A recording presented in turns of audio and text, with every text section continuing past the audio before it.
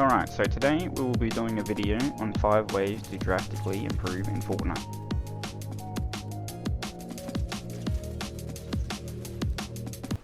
Number 1, I would not do left-hand edits in Fortnite. They are horrible. You always want to do a right-hand peek, because you can't do a shoulder swap in this game. Your guns are always stuck over your right shoulder. So you always want to try to be doing a right-hand peek. Left exposes your body heaps, and you do not want that. You always want a right-hand peek, so that your body is behind the wall. Then you can potentially pick your gun out, over the wall, get some shots. You can jump up, get some shots. Yeah, never do a left-hand edit. Alright, number 2, settings. Higher FPS equals lower input delay, always a good thing. Lowering your res ain't actually that bad. It doesn't make the game look that bad. You can sometimes get a lot higher FPS out of lowering your res.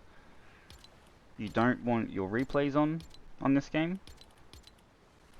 And also, in your movement,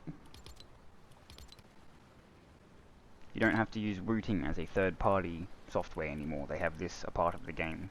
So I'd probably copy these settings and try those out for yourselves.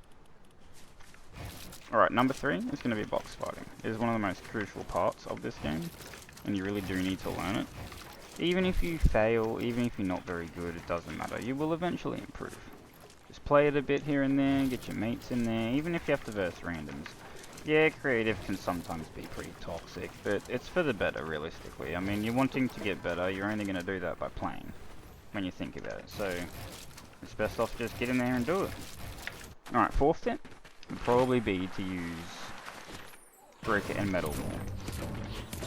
As you can see, when I stick this wood down, it has 150 health. 140 when it's like that. 125 like that. What if I put some brick down? It's 300. Metal's 500. The health difference is crazy. You never really want to be boxing up with wood in endgame. You always want to be using brick or metal if you have it. Also, wood burns, so you don't really want to be using wood. It's kind of a rotating material. When you need to rotate, middle of a fight, you kind of just shockwave away, you need to cover yourself with something as you're sliding down a hill, you would be using your wood. But primarily, you should be using brick and metal more during your box fights and your build fights, because its durability is just so much higher. Brick is double, metal is triple. That is a really big difference, and I would be taking advantage of that. Alright, my 5th tip would probably be notice what a 50-50 is when you're fighting.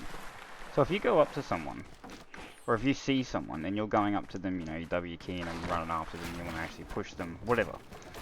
And you're looking at your guns. You might have shotgun, an SMG, an AR, sniper, whatever. If one of those guns is low on ammo, you are automatically at a disadvantage before you even go into that fight. So the chances of that being a 50-50 or of you being at a disadvantage are higher. If you look at your mats and you only have wood, you have no brick, you have no metal, that can also be looked at as a disadvantage before going into the fight, because you don't know what your enemy has. You don't want to just be running in there blindly. They could have brick, they could have metal, they could have a gold shotgun, they could have a purple SMG, you just don't know. So you need to look at the whole situation before you W key someone and think to yourself, is this a 50-50? If it looks like you are at any way at a disadvantage, then it is not a 50-50 or even like a 60-40 or 70-30 in your favor. It is more than likely going to be in the enemy's favor. And don't assume that skill is going to outweigh that fact, because a lot of the time it won't. You will still die. Even in a fight, you need to understand when someone has height on you by like more than 1 or 2 floors, and you can't immediately just get straight into their box, that they have an advantage. So don't just go retaking and pushing up to them like an idiot, because ultimately they have the advantage. So you need to be assessing that situation. You need to be potentially chopping them down, shockwaving up, doing something to give yourself another advantage to try to even the odds. And even if the odds are even, and it is a 50-50, you still don't really want to be taking that fight, as I've been saying. You want to try to create advantages for yourself and disadvantages for your enemy.